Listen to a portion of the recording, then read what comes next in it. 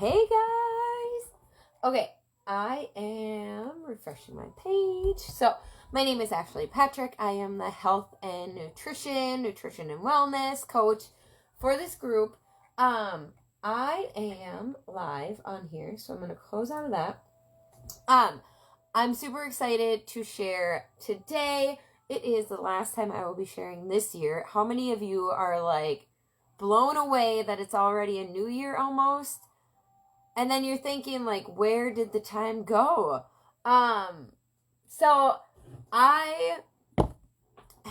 we've finished up kind of all our holiday celebrations, for the year. And now this is like the week, the weird week. It's the week after all the holiday celebrations, but the week before a new year where everyone seems to be very motivated to work on new goals and just start a new fresh year, right? A new school year. I mean, I guess you're still in the same school year, but it's a new year, all the kids are coming back from break and the teachers, and it's just a new start. So I wanted to take today to have an end of year reflection, to help you reflect on what this last year brought, the school year, the whole year in general, the end of last school year, and then move forward into 2022. So I want to know, first off, if you guys are done with your celebrations, your Christmas, holiday celebrations, or if you still have more to go to.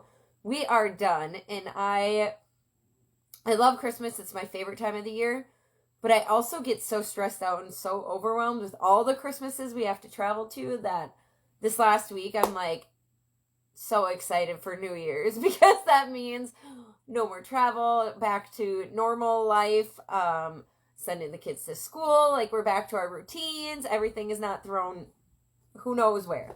So, are you done with your celebrations or not?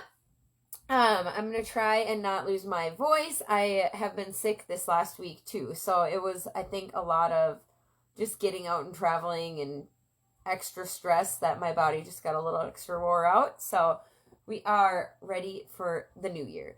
But I want you, so in this one, we'll get started here with the end of year reflection. So this is going to be the end of year reflection journal. And all it's going to take is a piece of paper, 2 pieces of paper, and a pen or pencil. So I want you to commit to reflecting on this last year, and stepping into an even better version of you for 2022. So for every month in 2021, I'm going to have you on both pieces of paper.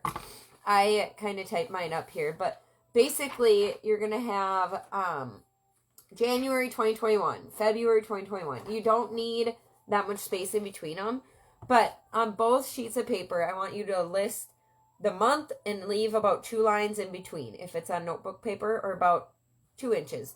And this you can do while I'm talking, or you can finish it and kind of work on it afterwards.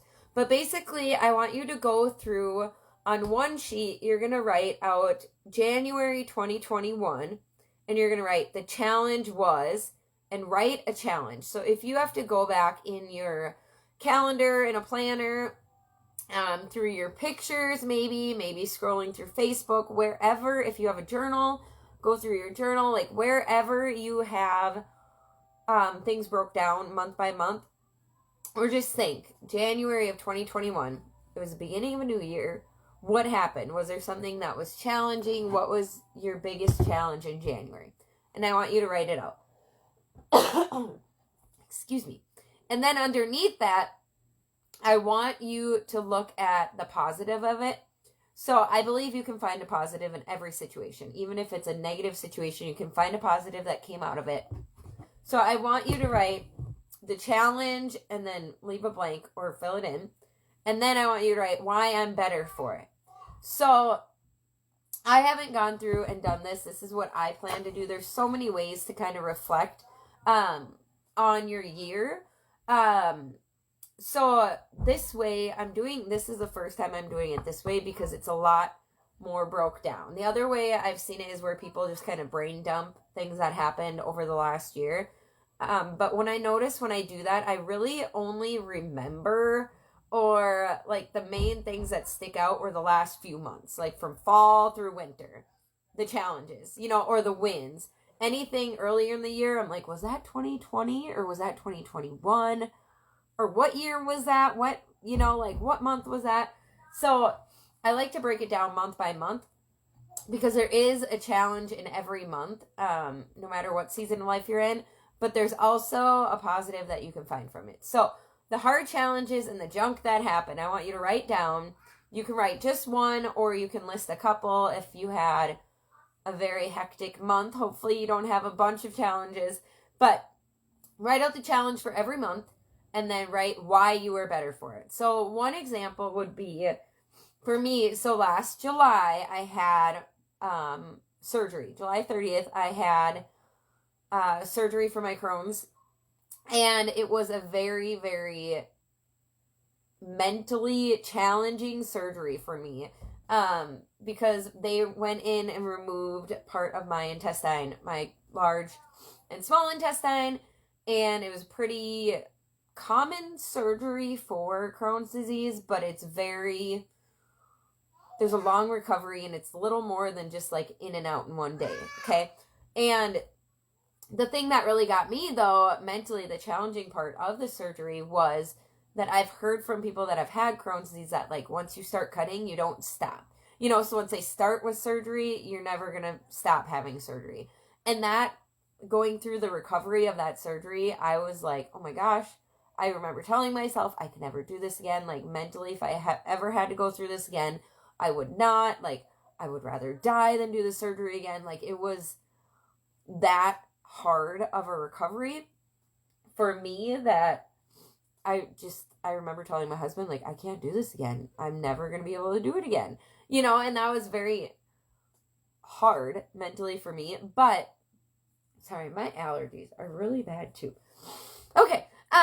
But what I got out of it, what I'm better for, is when I was going through that recovery, I started really digging into, like, deep diving into mental health, and even more than I already have been. Like, the last few years, every month I'm reading a book, I'm doing something about mindset and stuff like that. But I was able to push myself further with my health and my mindset during that recovery process than I thought I could. Like, I realized I was a lot stronger mentally and physically than I thought I was. So that was a reason I was better for it, or something I got out of a surgery. That was like a negative thing to me. So that was my challenge and why I'm better for it. So that's just an example. So go through and write down the challenge and why you're better for it. January 2021 all the way through December of 2021. Okay? When you finish this exercise, I want you to tear the page up. I want you to rip it up in tiny pieces and throw it away. So there's a symbolic, this is symbolic for you when you have challenges and you write them down and rip them up and throw them away. You are literally letting go. You are releasing that challenge, and you are holding on to the things that you got out of it, the positive.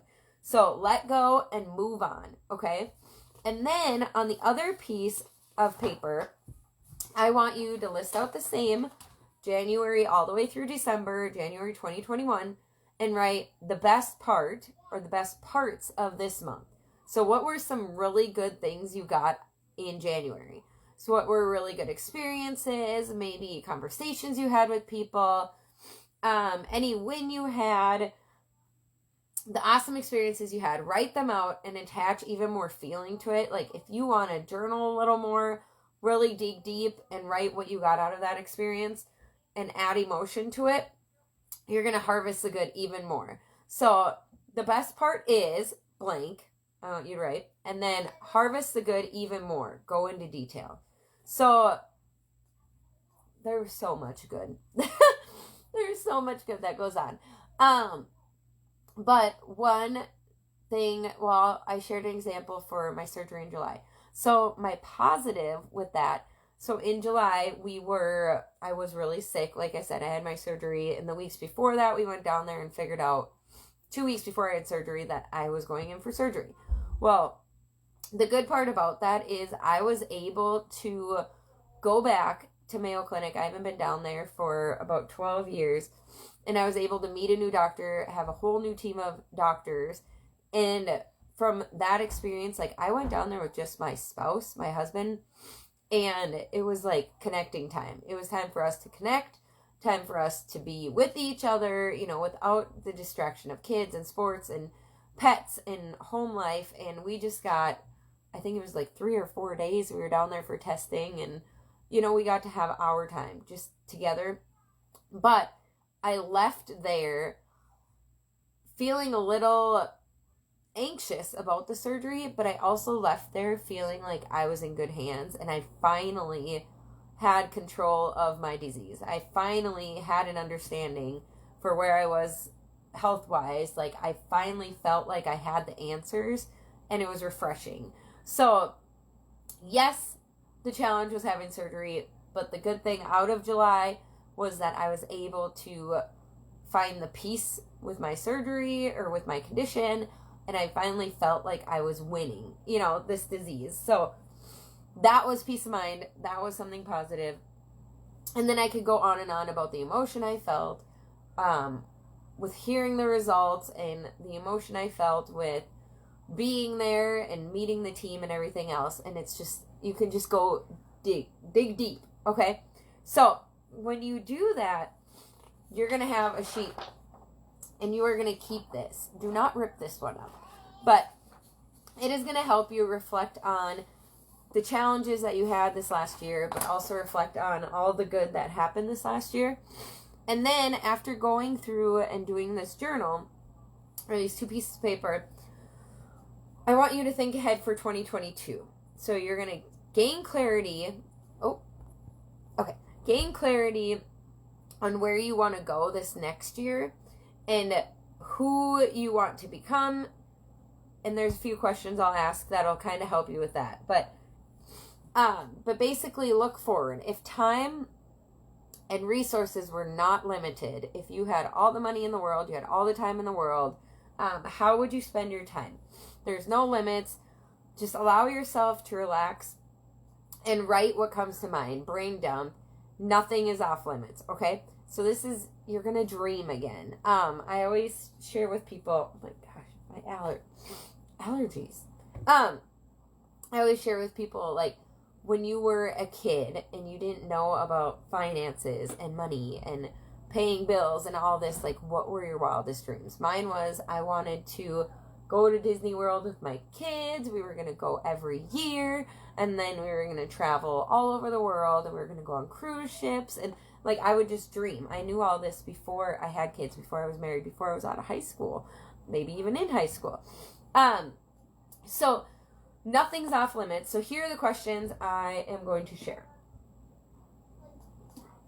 And I want you can pause this if you're on replay, pause this and answer them as you go, or write them down and answer them later. But what dreams would you go after? Remember, time and money are limitless, okay? Do you want to go places, travel? What do you want to do?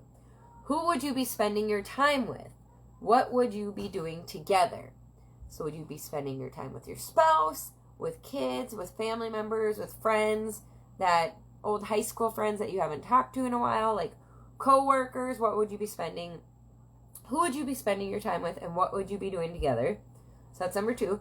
3, what qualities and passions within you would you let shine that perhaps you aren't using fully right now? Okay? So what qualities and passions within you would you let shine that perhaps you aren't using fully right now? Number 4, how would your most courageous self show up differently?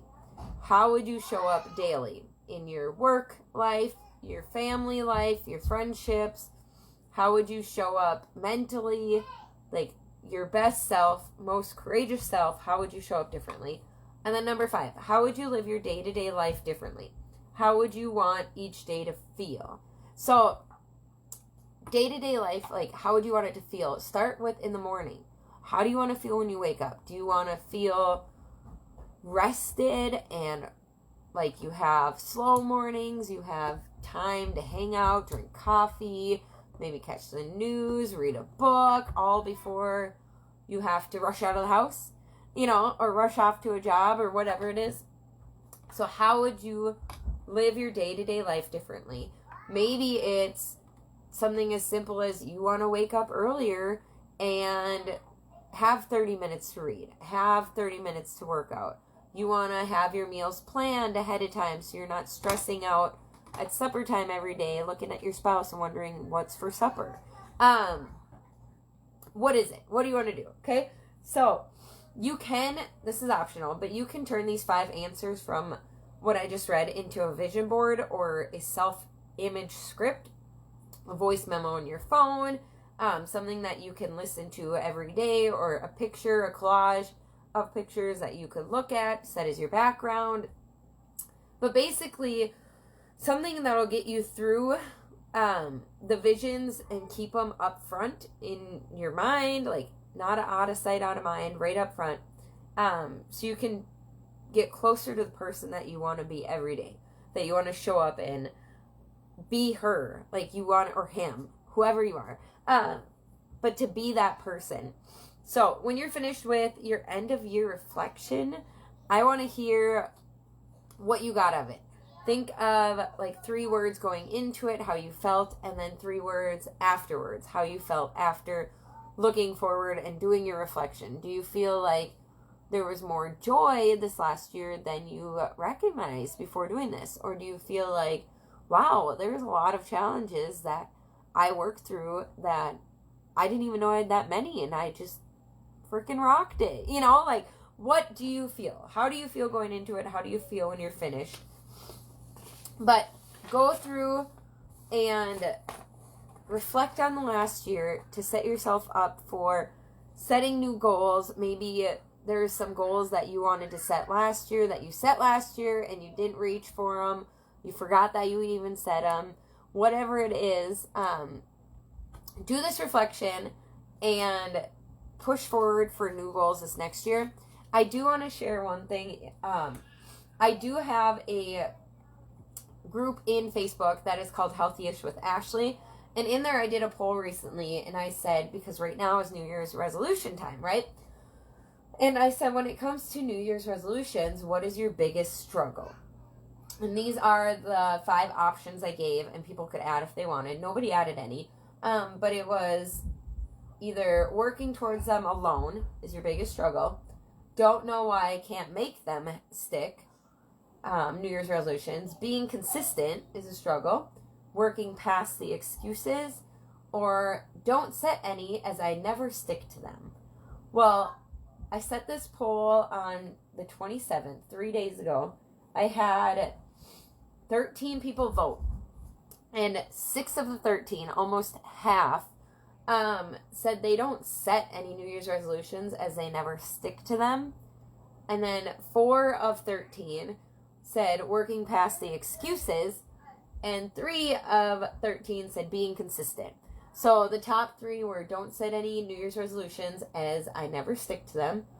Working past the excuses is the biggest struggle, and being consistent is the biggest struggle. So looking at this, like, how many of you have set New Year's resolutions in the past, and year after year after year after year, they were always the same New Year's resolutions because you A, never reached them, or B, you tried and excuses came up, or you just stopped trying by February, March, and you were done, and you're just satisfied with not having any goals or pushing forward.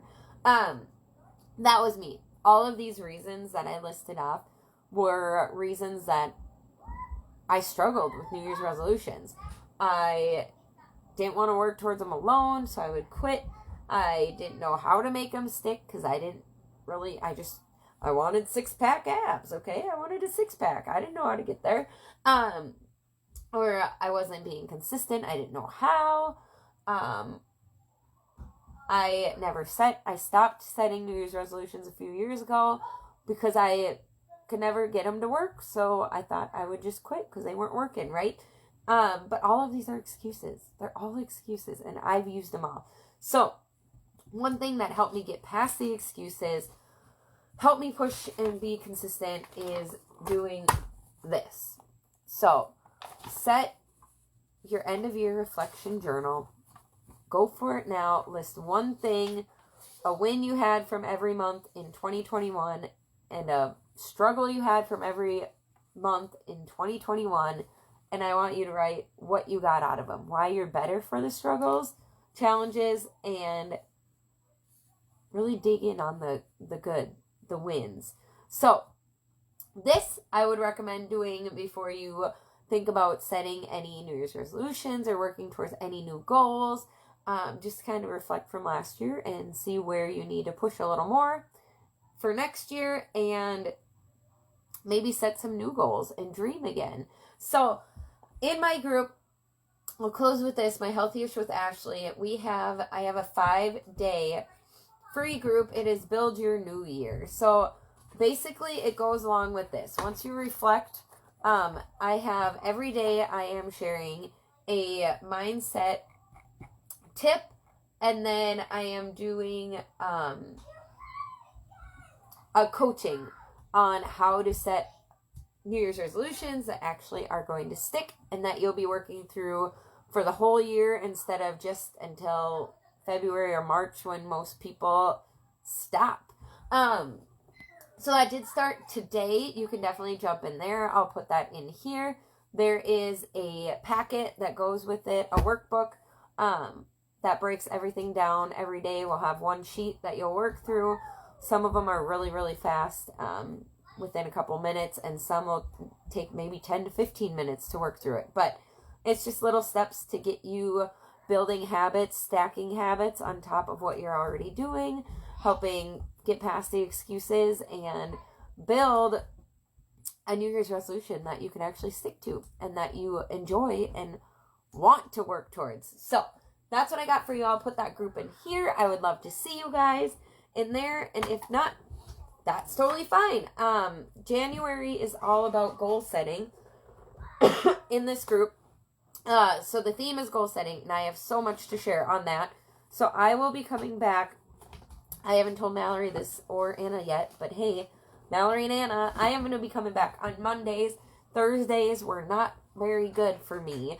I thought they would work in my schedule really well, but Mondays are definitely my jam. So to get you guys coaching on Monday, and then we're good for the week. So I'll be coming in every Monday with a different coaching on goal setting in January. I hope you guys have a happy new year this weekend. We will see you next Monday.